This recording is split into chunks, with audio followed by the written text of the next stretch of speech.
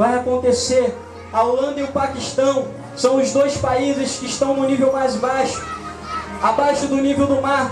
E eles vieram ao Brasil, e eles foram à Nação Unida e pediram, pelo amor de Deus, pare de desmatar, porque o desmatamento acontece a derretimento da geleira e assim sucessivamente uma série de fatores, porque nós como cristãos sabemos que a terra geme com dores de parto, como uma grávida que está perto de dar à luz. Nós sabemos que perto está o Messias de voltar, então eles fizeram abaixo-assinado, porque lá o mar está chegando a ponto de inundar aquele país. Quem sabe é tsunami em 2004, se não falha a memória. O bramido do mar, a palavra cumprindo bem diante dos nossos olhos. Nós vivemos os dias proféticos, aonde a palavra do Senhor diz: louvado seja Deus, que o homem, aleluia, o seu Deus seria o seu ventre. Se levantaria homens soberbos, homens arrogantes, pessoas que não têm escrúpulo pela vida e só querem humilhar os outros, aleluia. Mas ao mesmo tempo a palavra diz que Deus separaria para um povo para ele, aleluia, um povo que não estaria envolvido com este mundo,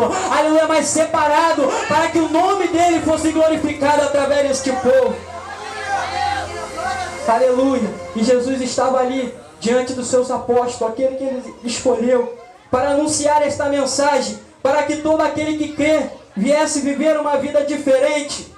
Pois bem, na época de Jesus, o governo era romano. Roma dominava aquele lugar, dominava aquele império, e Jerusalém parecia uma caixa de fogos, perto de estourar. Era revolução, era revolta, era diversas coisas que aconteciam naquele lugar. Pilatos, aleluia, quando ele estava naquele lugar, ele era tão desesperado com a revolta, que no muro da cidade, aonde a torre do vigia tem que ficar virado para fora, ele colocou virado para dentro, porque o perigo não estava lá fora, estava dentro, porque os judeus eles queriam se revoltar e decretar a paz. Mas quando Jesus veio, ele falou: meu reino não é deste mundo, aleluia. O discípulo querendo uma libertação física, mas ele veio para trazer algo sobrenatural e espiritual. Ele veio trazer algo eterno, porque diversas vezes os judeus lutaram e conseguiram a vitória, mas era temporal. Mas o que Jesus veio trazer foi eterno para a sua igreja, e eles teriam que aprender, aleluia. E aquele reino é um reino mau e cruel e perverso, porque Daniel, quando se deita na sua cama e tem sonhos pela madrugada, ele sonha que 4 animais surgem, e nesses 4 animais, um era um leão com uma asa de águia, o segundo era um urso, o terceiro um leopardo com 4 cabeças e também com asas, e o quinto era um animal terrível e talvez indescritível, que o seu dente era de ferro e ia destruir todas as coisas. O que é isso, o pregador, que Daniel viu? Daniel, ele viu a história da humanidade desenrolada para ele em enigmas, em parábolas. Aleluia, o animal que era um leão era o reino da Babilônia. Deus subjugou a Nabucodonosor todos os reinos, todas as coisas, e o coração de Nabucodonosor se soberbeceu tanto, aleluia, que Deus fala para ele que 7 tempos ele vai comer capim e vai reconhecer que eu sou Deus do céu e da terra e comando sobre o governo humano. Aleluia. Então, do governo de Nabucodonosor, o filho dele endemoniado sujou as coisas santas, profanou. Então Deus levantou os medos e os persas. Deus levantou o urso para destruir o leão, e os medos e os persas estabeleceram o seu reino. Passou-se o tempo dos medos e dos persas, então Deus levantou Alexandre o Grande, o leopardo, porque com 20 anos Alexandre começa o seu reinado, com 25 ele dominou o mundo, e os 4 cabeças eram seus 4 comandantes. Mas só que Daniel, ele ficou preocupado com o 4º animal, que era terrível. O 4º animal, que era um animal perverso, que era um animal que tinha dente de ferro e destruía todas as coisas. Este animal é tão perverso que esse animal ainda está no nosso meio até o dia de hoje. Aleluia. Esse animal, é desse animal que vai se levantar o que foi falado aqui, o homem da iniquidade. As nações europeias se reúnem e formam, aleluia, um governo global. E nós sabemos que a igreja foi pervertida. Então está ali em Roma o governo desse animal. Estava lá na época de Jesus esse animal destruindo e perseguindo os cristãos. Nós lemos na palavra das virgens.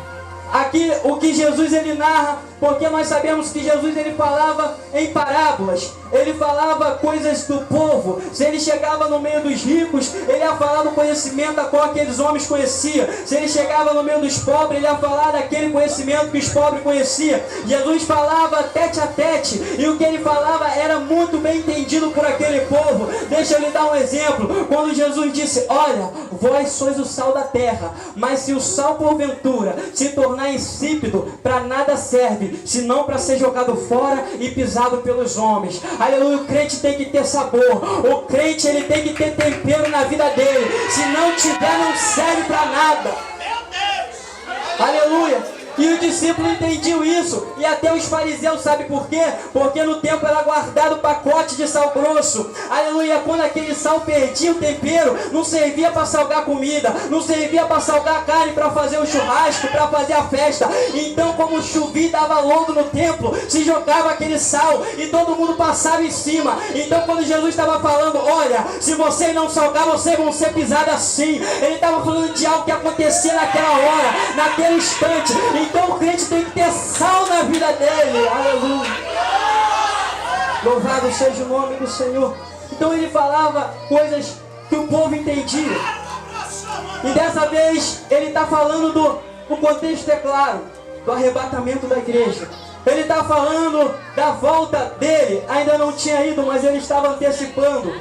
Então agora Jesus ele pega algo que o povo de Deus está acostumado, algo que todo mundo, todos nós estamos acostumados. Quem aqui talvez uma vez por mês ou uma vez por ano não vai a um casamento, não vê o encontro da noiva com o noivo? Então Jesus ele pega algo que o povo gostava de festejar, louvado seja o nome do Senhor, algo que o povo estava acostumado. Então Jesus pega um casamento para falar, aleluia, que a volta dele vai ser da mesma forma. Então o que acontece? Ali se preparavam as virgens que seguiriam o cortejo adorando e louvando o noivo e a noiva, aleluia. Mas como o caminho era escuro, as noivas tinham que trazer consigo lâmpadas acesas, tinham que trazer azeite em suas botijas, tinham que estar preparadas e apercebidas para aquela hora.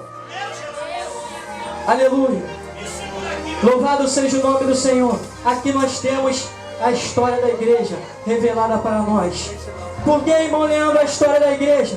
Porque nós vamos ver a nossa igreja passar por 3 tempos. Os 3 tempos que aconteceram aqui na história da Virgem. 1, estão à espera do noivo. 2, dormiram. 3, desperta a igreja que o noivo está voltando. Louvado seja o nome do Senhor. Labrachebe candarábia, labrastou que manda como nastérgia, lumicanda astérgia, labrachou-me da calastérgia dará. Louvado seja o nome do Senhor. A primeira igreja do Senhor. Então acontece o que todos nós conhecemos. Jesus sobe. O profeta João havia falado que muito depois daqueles dias eles seriam batizados com o Espírito Santo e com fogo. Jesus confirma. Então o discípulo agora recebe uma unção sobrenatural no cenáculo, Atos capítulo 2, e desceu sobre ele a unção do Espírito Santo de Deus para anunciar em Jerusalém, Judeia até os confins da terra. E aquela igreja, louvado seja o nome do Senhor, é antagônica à igreja do século 21, porque a igreja do século 21 como organização é uma bênção. Tem ônibus, tem van, tem jatinho, tem sons bons, tem tudo.